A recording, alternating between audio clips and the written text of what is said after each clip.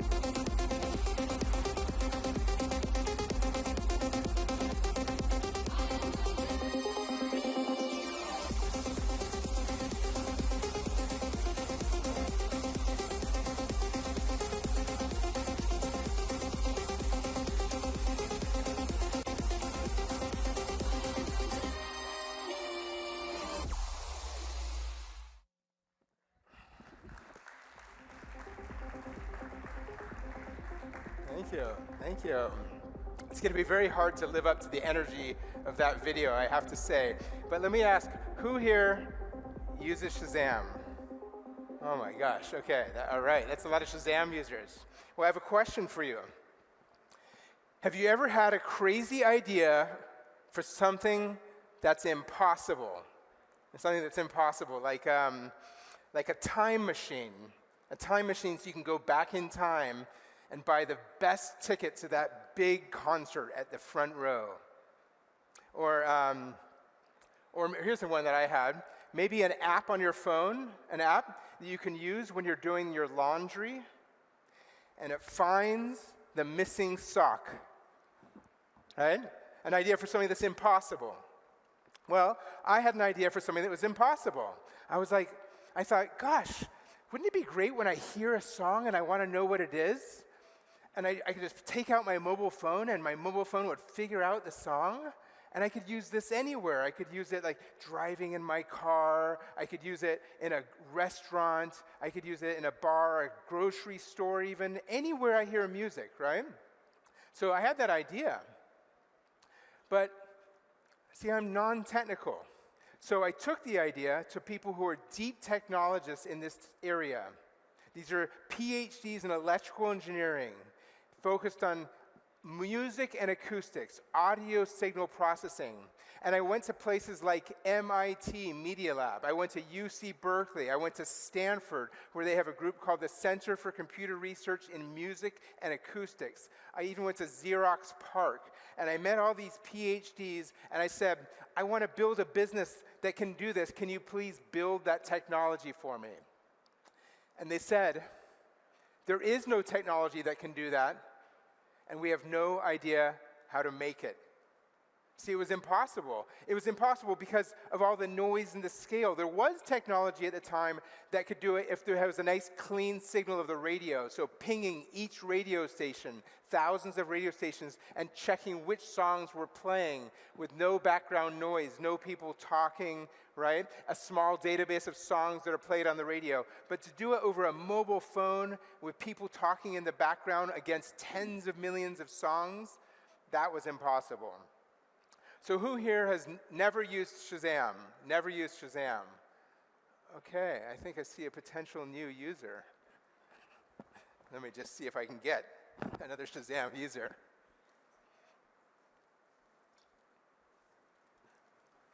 What's your name? My name is Hesla. Hesla? Nice to meet you, Hesla. Okay, so I'm going to show you Shazam. There's nothing you have to do. It's really easy. It's just an app. You download it, install it on your phone. And when you hear a song, can we turn the sound up, please? I guess I didn't know. There you go, and that's it. You push the button, and it identifies the song. In a matter of seconds, you can see this song is called Busy Child by the Crystal Method. What do you think? It's incredible. Yeah, you're going to download it? I'm gonna do it now. Okay. Okay, how do you spell your name? H?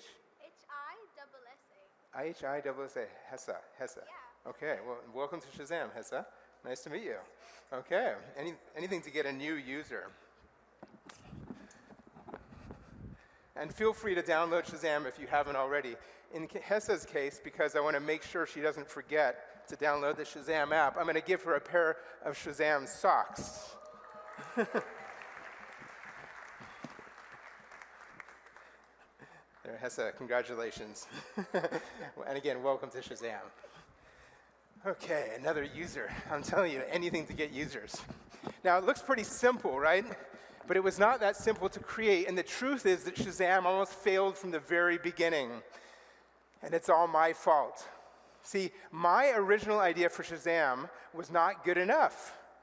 My original idea for Shazam was to take the technology that already existed, right? That monitored radio stations. It pinged radio stations every minute across thousands of stations, and it knew what was playing on the radio.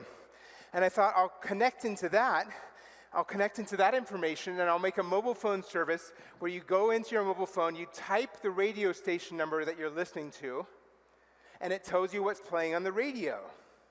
Now, of course, that would be a clunky experience, right? Because you have to know the radio station number, you have to type it in, and it only works on the radio. So it wouldn't work in a restaurant or in a grocery store, right? Only on the radio. Imagine if we had raised our millions of dollars in venture capital money, hired really smart people, right? Entrepreneurs, hired smart people, worked really hard to build that kind of Shazam. Do you think Shazam would still exist today? No, right? And how frustrating would that be? I mean, you work so hard, you raise all this money, and you launch, and then it just becomes irrelevant. Now, So, luckily that didn't happen, right? It didn't happen. We launched something completely different. We launched something that you know as Shazam, and that succeeded. That got 2 billion and 1 downloads. Right, Hessa? 2 billion and 1. That became a verb, right? That's like every product creator's dream, to become a verb. You Google something, and if you want to know the name of the song, you Shazam it. It became a verb. And it even achieved one thing that even Google didn't achieve, and that is that some people, like Hessa, will tell you they can remember the very first time they used Shazam. They'll be like, oh yeah, I remember I was in a car and my friend said, look, there's this app, you just push the button and it figures out the song. They literally remember that moment because it was such a magical moment. So how did we do this? How did we do this? Now, people sometimes ask me, they say, Chris, you founded Shazam. Why in the world would you ever give a speech? And this is the reason.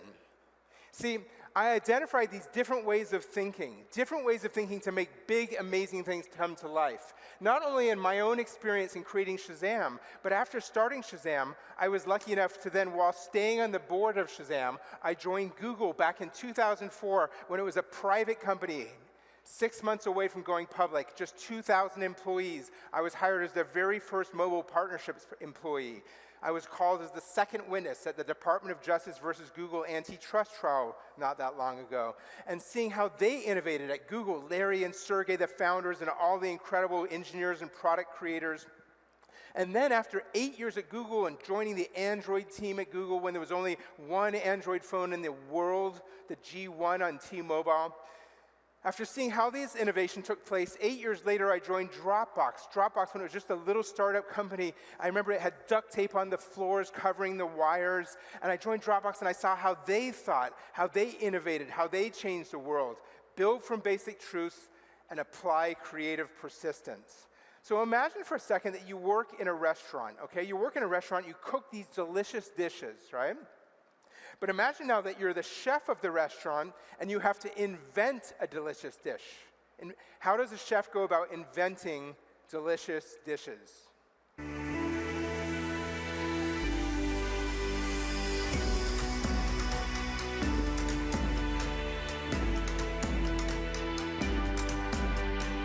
Which way is right? Which way is wrong? How do I say it? That I need to move on. You know we're heading separate ways, and it feels like I am just too close to love you. Who would have thought that chefs use the same type of thinking that great innovators do, like Steve Jobs, Henry Ford, even Leonardo da Vinci? Because those innovators, they use what's called first principles thinking, which is to start from the basic truths, to make sure you're questioning all the assumptions, and to start your breakthrough ideas from only the basic truths. And like a chef starts from the raw ingredients. That's how they come up with their brand new recipes. Build from basic truths is what I call it. So I had this problem in my life that frankly so many people had at the time, right? Which is that I would go out and about, and once in a while I would hear a song somewhere, and I think, oh, I really like that song. I really like that song. And literally the only thing I could do to try to find out what it was to ask people, do you know what that song is? Do you know what that song is? I would literally ask them. Most of the time people did not know, but once in a while they did know. And if they did know, I wrote the song down. I kept a list of my favorite songs. And when the list got long enough, I made this thing called a mixtape. Mixtape? Anyone remember those? Now, there was a second problem at the time, okay? Who had this phone? Right? You remember that phone? And we're like, oh, wow, this Nokia phone, it's such a cool phone. We all thought it was such a great phone at the time. But I realized, we're at a time when everyone's getting their first mobile phones around that era, right? And I'm thinking, my gosh, everyone's walking around with these mobile phones in their pockets, but there's really only 3 things you can do with them. You could make phone calls, you could send text messages, and you could play Snake. Yeah, and that was it. That was it. Those 3 things. And I thought, God, if I can come up with another idea of something to do with these mobile phones, just think of the possibilities, all these people walking around with mobile phones in their pockets. That was way back in the spring of 1999 when someone named Sean Mullins was in the music charts.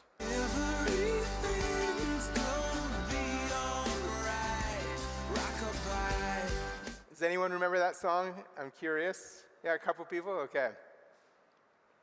So again, I started from traditional thinking, right? I started by just making assumptions, thinking from what we know. Like today it would be like, oh, I see OpenAI, they have an API, I can create a product using their API. That's just starting from the assumptions, from what's already in front of you. And so I started from, oh, there's a radio recognition service that pings all the radio stations, and so I'll create this radio recognition service where you have a clunky experience typing in the radio station number every time. And by the way, 6 companies did do that, and they're all gone defunct. So I had that traditional thinking, but then at this point I'm living in London. And I'm doing a semester abroad at London Business School. I'm laying in bed and I'm excited about my idea, but I'm thinking, you know what? What could someone do that would leapfrog me? What could someone do that would make me irrelevant? See, that is a great way to think when you're trying to be innovative for your business, for your startup, right? You really want to push yourself to think ahead. What could someone do if you build some amazing technology, some amazing product? What could someone do that would make that irrelevant? And then at that moment, I suddenly thought, hold on. What if I don't even need to know what's playing on the radio at all? What if I could just figure out the song from the sound of the music in the air coming to the microphone of my mobile phone? I thought, oh my gosh, if I did that, you wouldn't have to type the radio station number every time, right? Wow, it would just figure out the song. You wouldn't have to type the radio, and you wouldn't have to know which radio station, and it wouldn't even have to be the radio, which means it would work everywhere. Restaurants, cafes, movie theaters, grocery stores, everywhere. And I thought, oh my gosh, I don't care how hard it is to do, that is the aha moment of Shazam. That is something that I want to do. That was way back in the fall of 1999 when someone named Lenny Kravitz was in the music charts.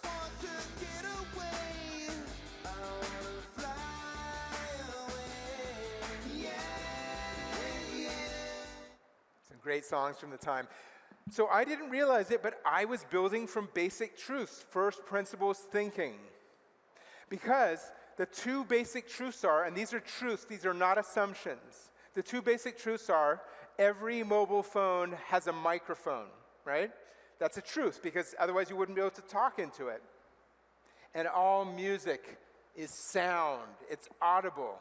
And by combining those two basic truths, I built a new possibility for a breakthrough idea. So when you think through in your own businesses, you're trying to come up with new ideas, new products, new innovations, what new idea can you come up with by questioning all the assumptions, and breaking down just to these raw ingredients like a chef, just the basic truths. And from those basic truths, that's where you build up the new possibilities for your breakthrough idea. I mean, in the world of AI, maybe your breakthrough idea is finding a new piece of data, right? Some new piece of data that no one's ever used and combining it with AI to deliver some new solution. So building from basic truths, again, question the assumptions. Start from the raw ingredients.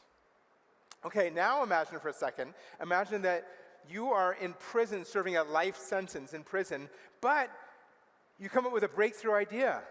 I am going to escape from prison, right? I'm going to break out of prison. Is that one big idea enough to get you out?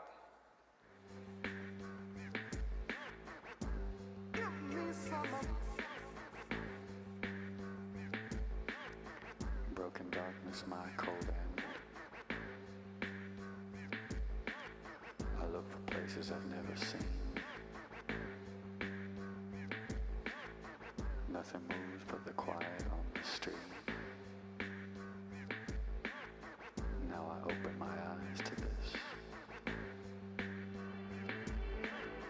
Isolated, walking long, hard hours.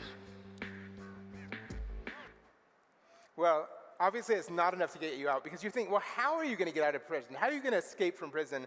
Let's see. I'm going to make a hole in the wall of my cell. Okay, how are you going to make a hole in the wall of your cell? I'm going to use a pickaxe that I'm going to steal from the work shed when the guard's not looking. Okay.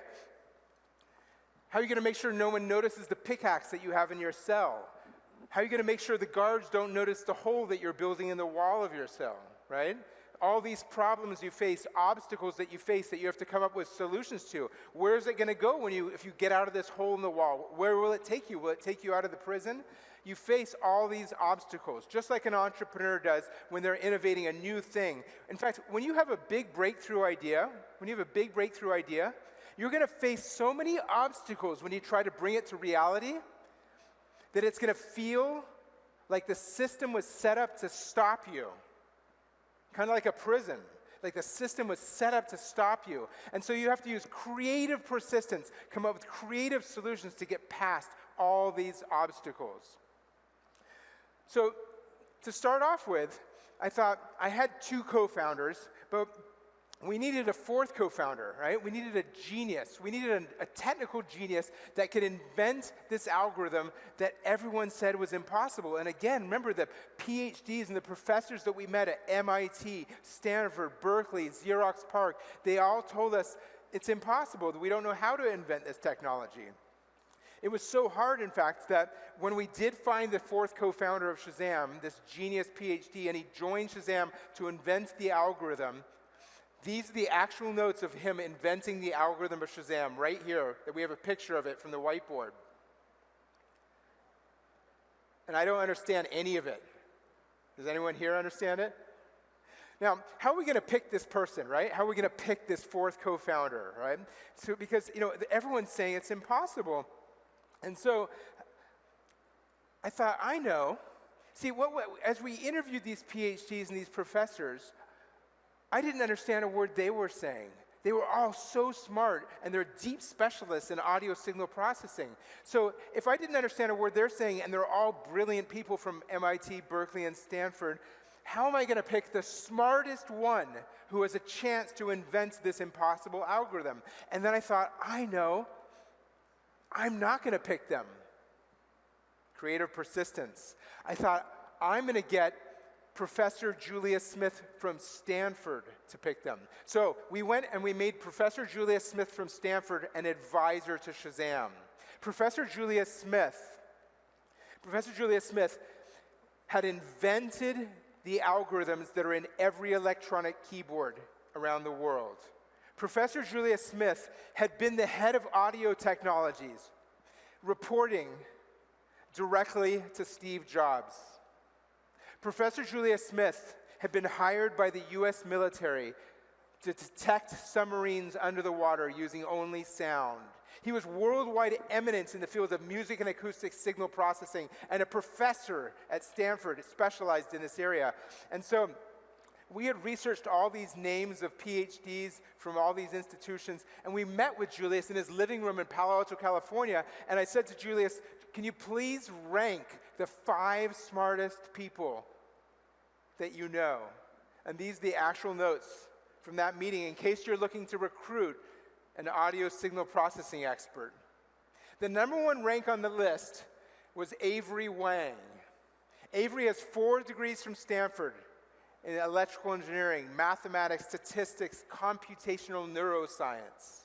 And Avery became the 4th co-founder of Shazam. Now, I'm sure some of you are thinking, like, look, why are they all telling you it's impossible? Why are they saying it's so hard, right? I mean, it doesn't seem that hard. You just push a button and it identifies the song. Why did they think that was impossible? Although, frankly, ChatGPT can't do that today either. And here's the reason. You see, Shazam is pattern recognition, right? And other forms of pattern recognition would be like your fingerprint recognition, your eye recognition, your voice recognition. Those are all pattern recognition. And when it turns out in pattern recognition, all forms of pattern recognition, when you combine 2 challenges at the same time, it often becomes impossible, right? And those 2 challenges are noise and scale. Noise, like people talking in the background, and scale, like tens of millions of songs. So if you had to build a technology that had no noise, but tens of millions of songs, you might be able to do that. Or maybe just 10,000 songs, but noise in the background, you maybe could do that. But tens of millions of songs and noisy people talking in the background, that was impossible. So to give an example, if I say to you, I want you to use your own brain to do pattern recognition, okay? So you look at this picture and find Tom Cruise. Okay? So all the other people in the picture represent the noise, and then your brain does pattern recognition and you find Tom Cruise. Now do it here. That's noise and scale for your brain. Not only did we have to deal with noise, we had to overcome all these other things. So we all worked so hard. We had the 4 co-founders of Shazam, but we had Avery working on inventing the algorithm, right? So we had to overcome not only noise, but noise cancellation, because built into the mobile phones is technology that emphasizes the human voice and de-emphasizes all other sounds, right? Including music. Audio filtering, where they chop the portions of the spectrum off and only send over the cellular networks the portion of sound that carries human voice. Speed variation, where DJs play records, and they changed the speed of one of the records to match the beats. Pitch correction, if those DJs are using digital music like CDs or hard drives, and then they can change the speed of the music, but they can also change the pitch so it doesn't start to sound like the Chipmunks. Reverberation, where you get that kind of echoey effect in big rooms, and sound distortion. We had to invent an algorithm that would work across all these things and always work. So to give an example, I'm going to play for you right now 15 seconds of a song.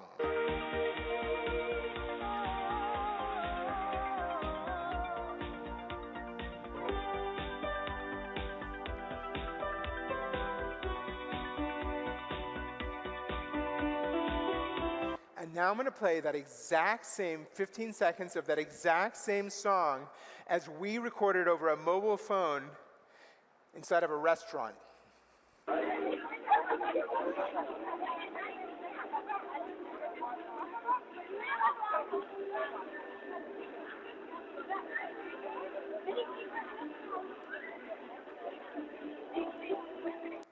Can you see why they're all saying it's going to be impossible?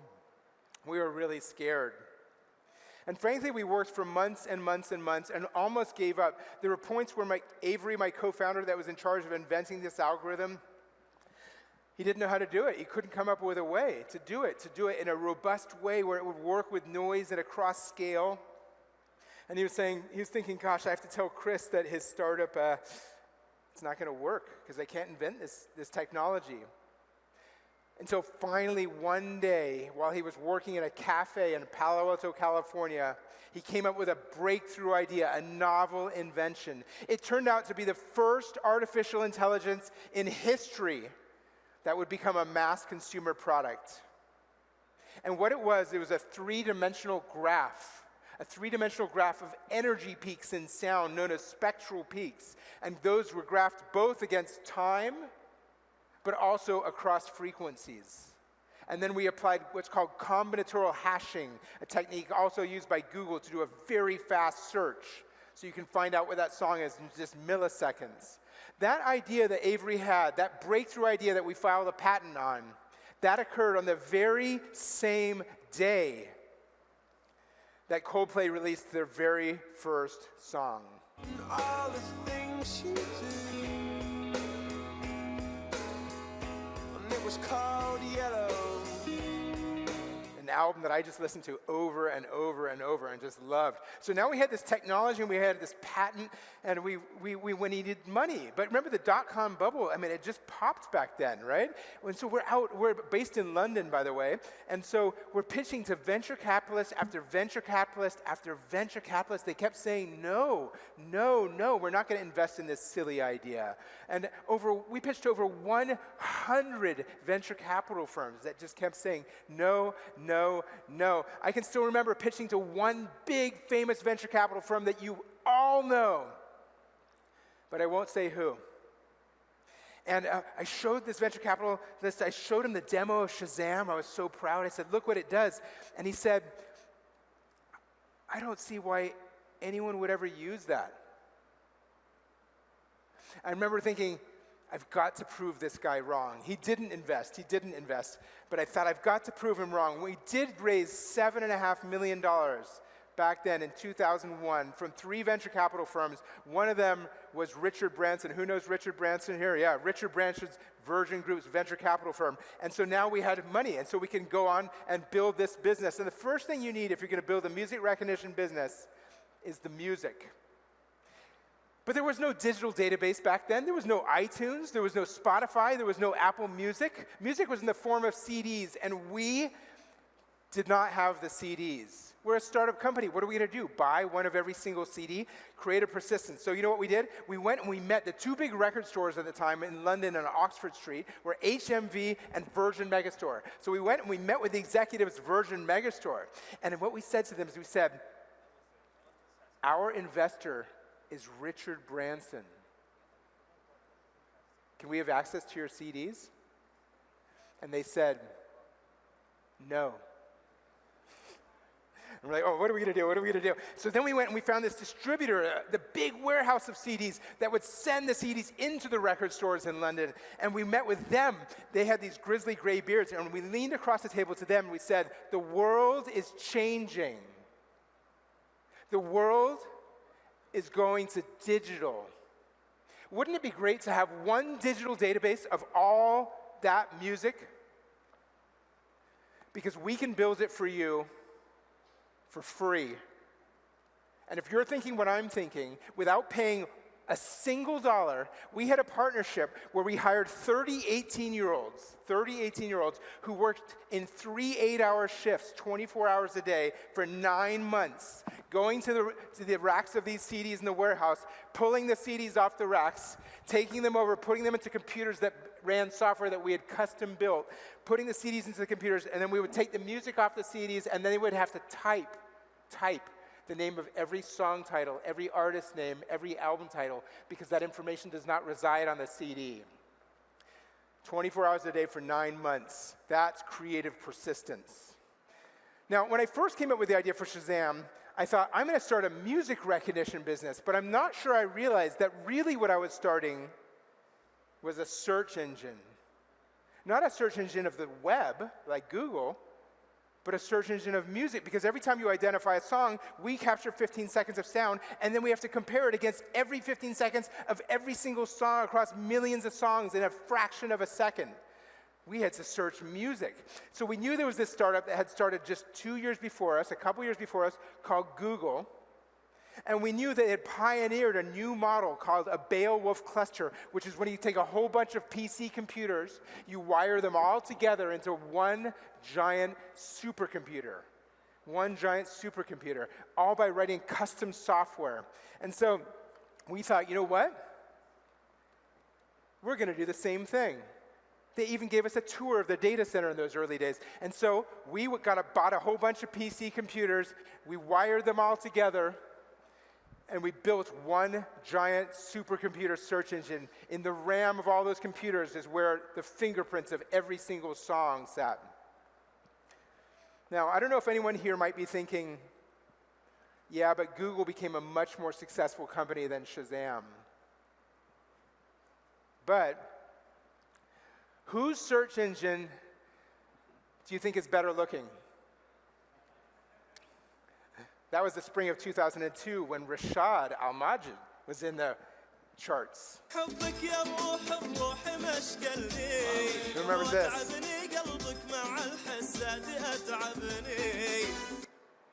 Some classics from the time.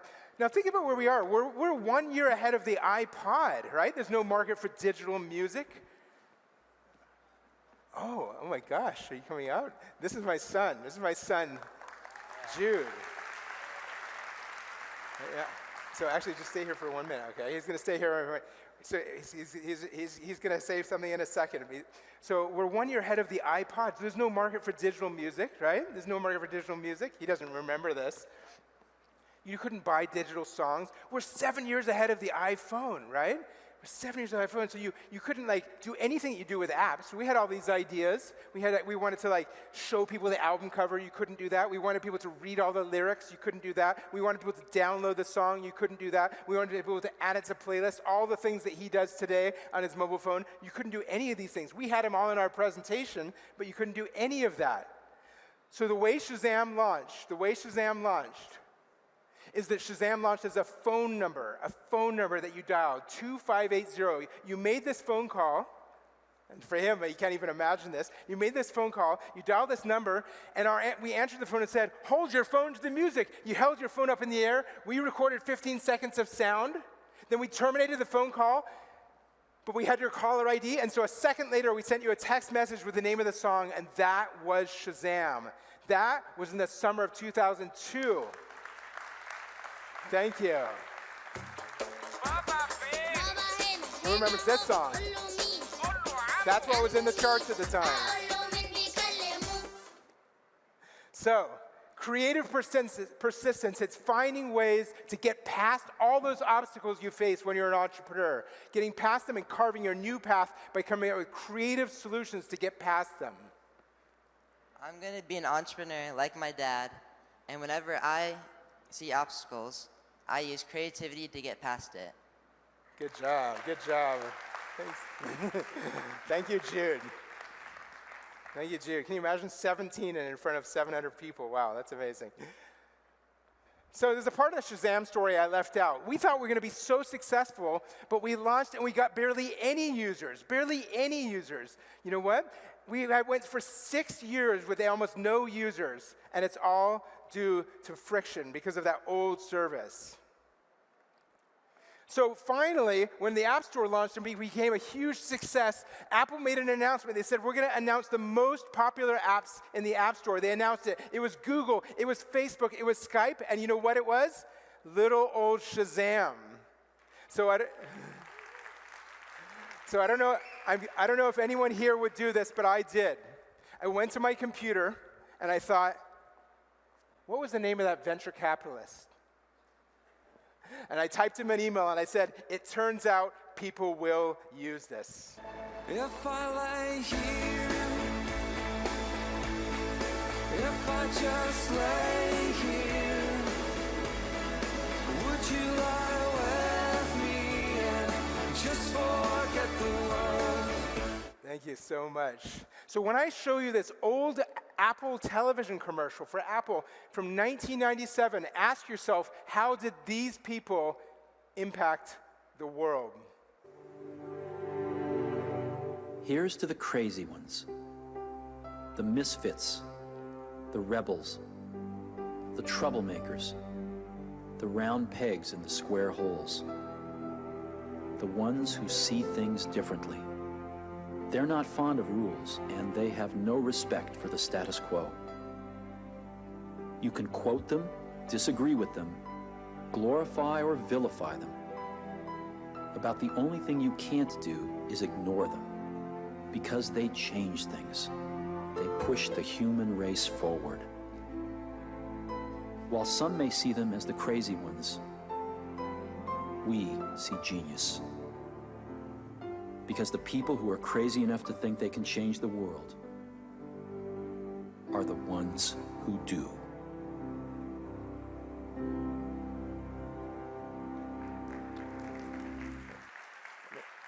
The people who are crazy enough to think they can change the world are the ones who do. So the most rewarding moment of Shazam for me was not the day that we invented this algorithm that everyone said was impossible.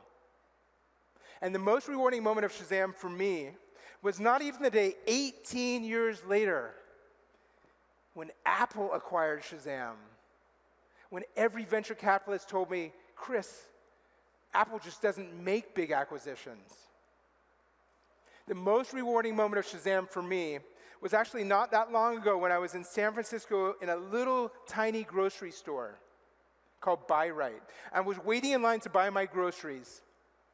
And suddenly, the person standing in front of me said to the cashier, they said, hey, what's that song? And the cashier said, I don't know. Let's Shazam it. And then these two strangers who didn't even know each other start Shazamming a song just inches in front of my face. And I didn't say anything. But I just thought to myself, wow. Thank you very much.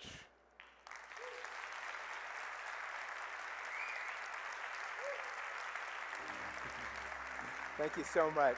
And so with all of us today, we can use our creativity to do amazing things with AI. So I'm going to leave you with something that I always dreamt of that I created with AI. I always wanted the amazing commercial for Shazam, of people using Shazam everywhere.